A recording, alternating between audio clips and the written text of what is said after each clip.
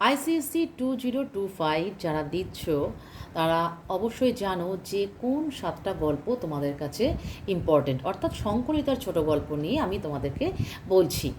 যে 3টে গল্প এসে গেছে সেই 3টে গল্পকে আপাতত সরিয়ে রেখে বাকি 7টা গল্পের উপর জোর দাও এবং প্রস্তুত রাখো। আজকের ভিডিও কিন্তু নরেন্দ্রনাথ মিত্র রচিত ছোট গল্প নাম। এই গল্পের প্রশ্ন ও উত্তর আমি তোমাদেরকে এর আগেও দিয়েছি, সেগুলো কিন্তু যথেষ্ট গুরুত্বপূর্ণ। কিন্তু একটা গল্প থেকে যে কোনো লাইন তুলে প্রশ্ন হতে পারে। এতদিন তোমরা ওই অতগুলো প্রশ্ন প্রস্তুত করেছো বা রেডি রেখেছো, এখন আরও কিছু প্রশ্ন দিচ্ছি, এগুলোও তোমরা প্রস্তুত করে রাখবে। তাহলে প্রথম প্রশ্ন দেখো কি আছে। বৃদ্ধা চুপ করে রইলেন, তারপর ধীরে ধীরে বললেন, আমি ডট ডট দিয়েছি, দেখো তোমরা বই থেকে মিলিয়ে নেবে। আচ্ছা, তুই আর আমি যখন একা একা থাকবো আমিও তোকে ওই নাম ধরেই ডাকবো। ও নাম যে আমার বুকের মধ্যে সবসময় আছে রে, শুধু মুখেই আনতে পারিনি। সেই অংশটুকু আমি লিখিনি, শুধু ওই নাম ধরেই ডাকবো এই পর্যন্তই লিখেছি। তোমরা এই অংশটুকুকেই ধরে রাখবে। দেখো, প্রথম প্রশ্ন হচ্ছে বৃদ্ধার পরিচয় দাও। এখানে বাদবাকি যে 2, 3, 4টে প্রশ্ন রেখেছি, প্রত্যেকটা প্রশ্নেই কিন্তু পরিচয় ভিন্ন। প্রথম প্রশ্নে কিন্তু পরিচয়টাকে ভিন্ন রেখেছি, মানে বিভিন্ন ব্যক্তির পরিচয় এখানে আনা রয়েছে এবং তাদের পরিচয় চাইলে কিভাবে লিখতে হয় সেটাও কিন্তু তোমাদেরকে আমি বলে দেবো। তার আগে একটা গুরুত্বপূর্ণ কথা বলে নিই, যারা আমার চ্যানেলটিকে এখনও পর্যন্ত সাবস্ক্রাইব করনি তারা অবশ্যই সাবস্ক্রাইব করবে, প্রয়োজনে লাইক কমেন্ট শেয়ার করতে ভুলবে না। তাহলে বৃদ্ধার পরিচয় কি? নরেন্দ্রনাথ মিত্র রচিত নাম নামক ছোট গল্পে এই বৃদ্ধা হলেন মিসেস চৌধুরীর শাশুড়ি, যার বাড়িতে গল্পের মূল চরিত্র অসীম চক্রবর্তী পরিচারকের কাজ গ্রহণ করেছিল। 2 নম্বর প্রশ্ন দেখো, চুপ করে থাকার প্রকৃত কারণ কি হতে পারে বলে তোমার মনে হয়? এখানে কিন্তু এটা একটা বোধমূলক প্রশ্ন, সুতরাং মন দিয়ে কিন্তু শুনে নেবে। বৃদ্ধা যখন শুনলেন অসীম তার মাকে দেখতে যায় এবং মায়ের মুখে তার প্রকৃত নাম অসীম তা শুনতে যায়, তখন সন্তানহারা বৃদ্ধা অনুভব করেন মায়ের ডাক কত ভালোবাসার। তিনি এখন পুত্রকে হারিয়ে পুত্রের নাম ধরে ডেকে সেই তৃপ্তি লাভ করতে পারেন না, এই কথা ভেবেই তিনি কয়েক মুহূর্ত চুপ হয়ে যান।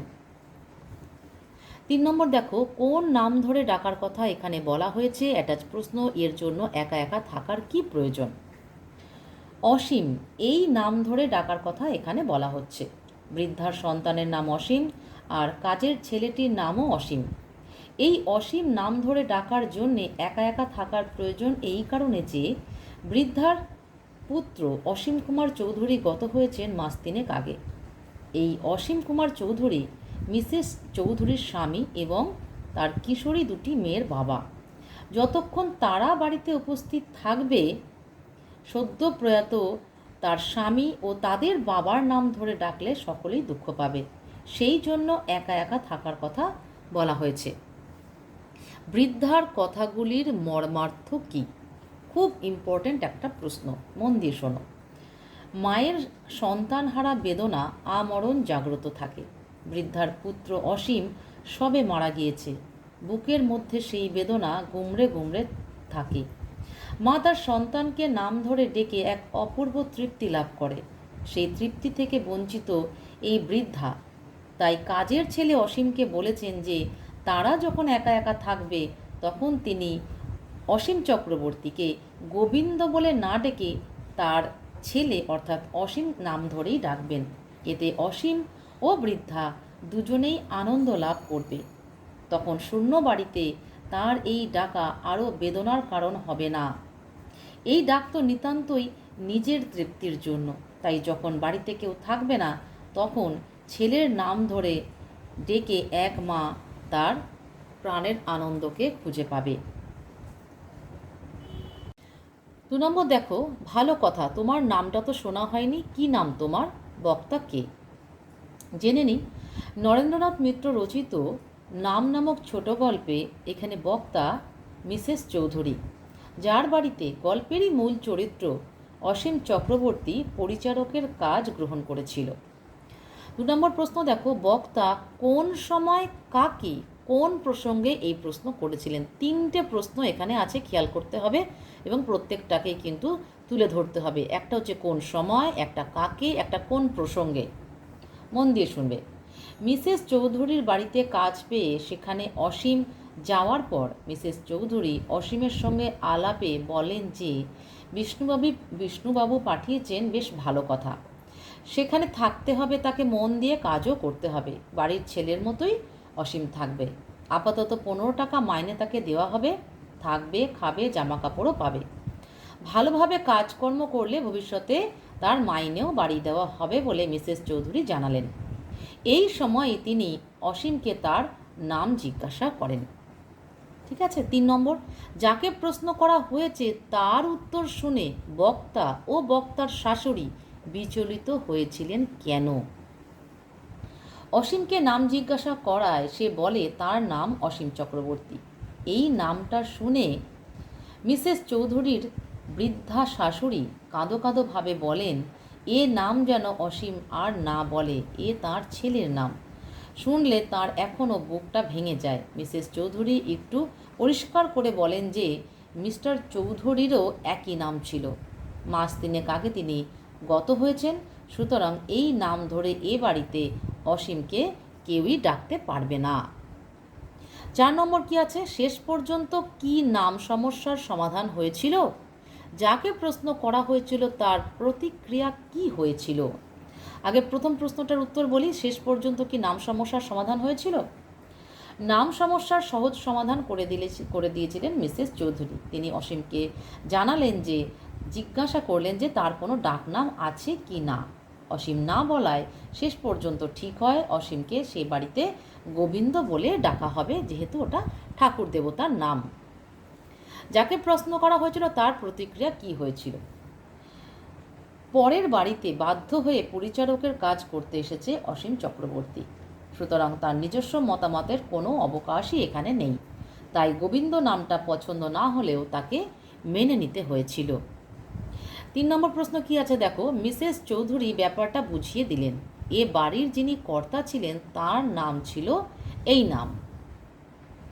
প্রথম প্রশ্ন দেখো কি আছে, মিসেস চৌধুরী কে? নরেন্দ্রনাথ মিত্র রচিত নাম নামক ছোট গল্পে মিসেস চৌধুরী হলেন বিটি রোড সরকারি হাউজিং স্টেটের 3 তলার ফ্ল্যাটের বাসিন্দা, যার বাড়িতে গল্পের মূল চরিত্র অসীম পরিচারকের কাজ গ্রহণ করেছিল। এবার আছে ব্যাপারটা কি। তার আগে খেয়াল করে দেখো, এখানে কিন্তু মার্কস ডিভিশনটা 2+3+2+3, অর্থাৎ দ্বিতীয় কোশ্চেনটা কিন্তু 3 মার্কস আছে, সেই ভেবেই লিখতে হবে। ব্যাপারটা কি? মিসেস চৌধুরীর বাড়িতে অসীম কাজের লোক হিসেবে নিযুক্ত হয়েছিল। যেদিন সে প্রথম কাজ করতে এসেছিল মিসেস চৌধুরী তাকে তার নাম জিজ্ঞাসা করেছিলেন। সে বলেছিল তার নাম অসীম চক্রবর্তী। শুনে ভদ্রমহিলা একটু গম্ভীর হয়ে গিয়েছিলেন। তার বৃদ্ধা শাশুড়ি কেঁদে ফেলে জানিয়েছিলেন এ বাড়িতে ও নাম যার ছিল তিনি চলে গেছেন, কাজেই ও নামে অসীমকে তাঁরা ডাকতে পারবেন না। অসীম ব্যাপারটা তখনও বুঝতে পারেনি। মিসেস চৌধুরী ব্যাখ্যা করে বলেন এ বাড়ির কর্তার ওই একই নাম ছিল। 3 নম্বর দেখো কি আছে, এ বাড়ির কর্তা কে ছিলেন, তার নাম কি ছিল। এখানে কিন্তু 2 মার্কস আছে, এটাতে 1, অ্যাটাচ কোশ্চেনে 1। মিসেস চৌধুরীর বাড়ির কর্তা ছিলেন মিসেস চৌধুরীরই স্বামী বা তাঁরই স্বামী, এবং তার নাম কি ছিল? তার নাম ছিল অসীম কুমার চৌধুরী। ঠিক আছে, টু দি পয়েন্ট আনসার। 4 নম্বর, এ বাড়ির কর্তা সম্পর্কে কি জানা যায়? খুব মন দিয়ে শোনো। এখানে কিন্তু ওই অংশটা থেকে বলতে হবে যে অসীম যখন অবসর সময়ে সেই ঘরটা ঘুরে দেখত, অসীম কুমার চৌধুরীর কী কী জিনিসপত্র, সেই অংশটুকু বলতে হবে। অসীম কুমার চৌধুরী মানুষটি ছিলেন বেশ বড় মাপের। আলমারি ভরা তার অনেক ধরনের বাঁধানো বই ছিল। বইগুলি ইংরেজি বাংলা 2 ধরনেরই। সোনার জলে তাতে তার নাম খোদাই ছিল। তিনি সেতার বাজাতে পারতেন। তার ঘরে রঙিন ঢাকনিতে ঢাকা সেতারটি এখনও আছে। শিকারের শখ ছিল তার। নিজের হাতে মারা হরিণের শিং রয়েছে তার বাড়িতে। তিনি অভিনয়ও জানতেন। তার অ্যালবামে রাজার পোশাক পরা ছবি আছে। এর থেকে বোঝা যায় অসীম চৌধুরী লোকটি অত্যন্ত গুণী ও শৌখিন মাপের ছিলেন। এবার দেখো 4 নম্বর প্রশ্ন, কি আর করবি বাবা, যা পাচ্ছিস তাই নিয়ে নে। আমার শরীরটা যদি ভালো থাকতো আমি দিনরাত কাজ করতাম। এখানে বক্তা কে? এটা আইডেন্টিফাই করতে পারলে কিন্তু পুরো সেটটারই উত্তর দেওয়া যায়। এখানে বক্তা কে? নরেন্দ্রনাথ মিত্র রচিত নাম নামক ছোট গল্পে আলোচ্য অংশটির বক্তা এই গল্পেরই মূল চরিত্র অসীম চক্রবর্তীর মা কমলা, যিনি গভীর বেদনা থেকে কথাগুলি বলেছেন। 2 নম্বর প্রশ্ন দেখো, বক্তা কাকে কথাগুলি বলেছেন? বক্তা এখানে কি পাওয়ার কথা বলেছেন? এই যে যা পাচ্ছিস তাই নিয়ে নে, এটা একটা পাওয়ার কথা, তাই এই প্রশ্নটা করা হয়েছে। এবং বক্তা কাকে কথাগুলি বলেছিলেন? বক্তা অসীমের মা কমলা তার ছেলে অসীমকেই কথাগুলি বলেছেন। অ্যাটাচ প্রশ্নটা কি আছে? বক্তা এখানে কি পাওয়ার কথা বলেছেন? মা কমলা তার ছেলেকে কাজ পাওয়ার কথা বলেছেন, যে কাজের সংবাদ ছেলেই তার মাকে এনে দিয়েছে। 3 নম্বর প্রশ্ন দেখো, বক্তা যাকে কথাগুলি বলেছেন তার পরিচয় কি, অর্থাৎ অসীমের পরিচয় কি? অসীমের পরিচয় কিন্তু আমার আগের পর্বের যে ভিডিওগুলো আছে সেখানে দেওয়া রয়েছে। আমি সেই পর্বগুলোর লিঙ্ক বা ভিডিওর লিঙ্ক এই ভিডিওতে দিয়ে দেবো, তোমরা সেখান থেকে জেনে নিতে পারবে। বক্তা কোন সময় কেন কথাগুলি বলেছেন?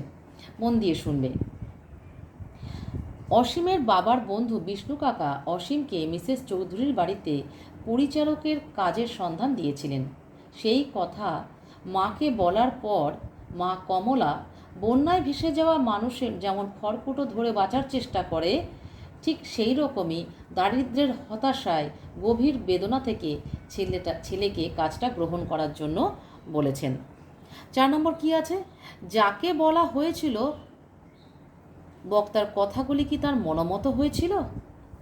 না, অসীমের মনের মতো কথা হয়নি। সে ক্লাস 7-এ পড়ে, অন্যান্য ছেলেদের মতো সেও স্কুলে পড়তে যাবে, এটাই তার মনের ইচ্ছে। তা না করে তাকে এই অসম্মানজনক বাড়ির পরিচারকের কাজ গ্রহণ করতে হয়। সে ভেবেছিল তাদের পরিবারের মান সম্মানের কথা ভেবে তার বাবার বন্ধু বিষ্ণু কাকা বড়সড় কোনো কাজ না হলেও এমন একটা কাজের সন্ধান হয়তো দেবেন যাতে তাদের সম্মানটা থাকে। তাই অসীম বড় অভিমানে কাজটা গ্রহণ করতে বাধ্য হয়েছিল। 4টে প্রশ্নের উত্তর বলে দিলাম। এই গল্প রিলেটেড যদি কোনো প্রশ্ন এসে থাকে তোমাদের কারোর মনে, অবশ্যই আমাকে কমেন্ট বক্সে জানাও। মন দিয়ে পড়াশোনা করো, পরীক্ষার আর কিন্তু বেশি দেরি নেই।